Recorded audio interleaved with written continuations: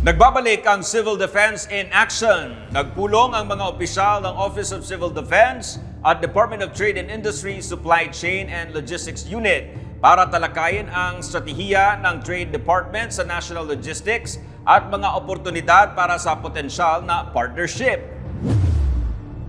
Iprinisinta ni DTI Undersecretary Mary Jean Pacheco ang kanilang National Logistics Strategy Framework sa mga opisyal ng OCD na pinangungunahan ni Undersecretary Ariel Nepomuceno. Dito ay binigyang diin ni Pacheco ang kanilang target na siguruhing magiging epektibo ang iba't ibang paraan ng paghahatid ng relief goods.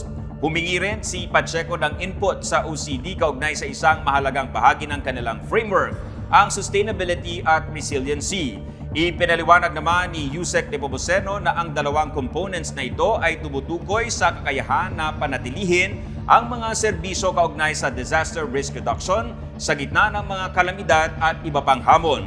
Binigyan naman ni Pacheco ang OCD ng listahan ng libo-libo nilang warehouses, bagay na ayon kay Nepomuceno ay makakatulong ng malaki sa kanilang mga operasyon.